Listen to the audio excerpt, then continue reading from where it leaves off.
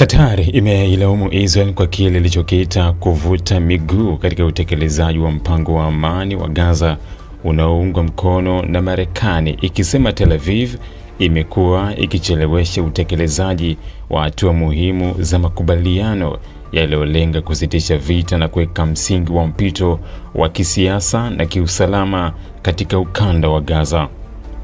Msemaji wa Wizara ya Mambo ya Nje ya Qatar, Majed Al-Ansari, amesema Israel imekuwa ikikataa au kuchelewesha baadhi ya hatua za mpango huo tangu kuanza kwa utekelezaji wake, hali ambayo kwa mujibu wa Doha imekuwa ikikwamisha juhudi za kimataifa za kusogeza mbele mchakato wa kumaliza vita Gaza. Qatar sasa inataka jumuiya ya kimataifa kuongeza shinikizo kwa Israel ili hatua ya pili ya mpango huo wa Marekani wenye vipengele 20 iweze kuanza kutekelezwa bila kucheleweshwa zaidi.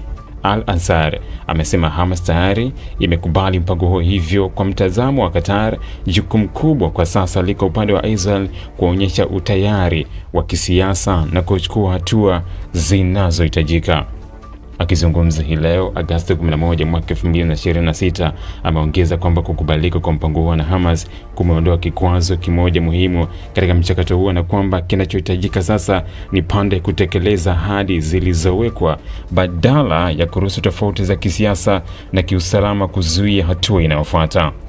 Mpango huo unaoungwa mkono na Marekani umeundwa kwa mfumo wa hatua kwa hatua unaolenga kusitisha mapigano Gaza, kuimarisha usalama na kushughulikia swala la mateka pamoja na wafungwa, kuongeza uingizaji wa misaada ya kibinadamu na hatimaye utawala mpya pamoja na ujenzi wa miundombinu iliyoharibiwa na vita. Hata hivyo, utekelezaji wake bado unakabiliwa na masuala mazito kuhusu nani atakayekuwa na mamlaka Gaza baada ya vita, nafasi ya Hamas katika mustakabali wa eneo hilo, suala la silaha za makundi ya wapiganaji na namna usalama utakavyodhibitiwa. Qatar imeonya kwamba bila shinikizo la kimataifa, mpango huo unaweza kubaki kwenye makubaliano ya kisiasa bila kufikia utekelezaji wa vitendo.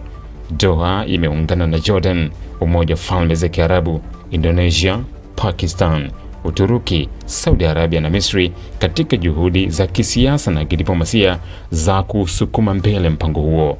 Al-Ansari amesema nchi hizo zinatazamiwa kuchukua hatua za kiutendaji zitakazolenga kuongeza kasi ya utekelezaji na kuongeza shinikizo kwa wahusika kutekeleza masharti yaliyokubaliwa.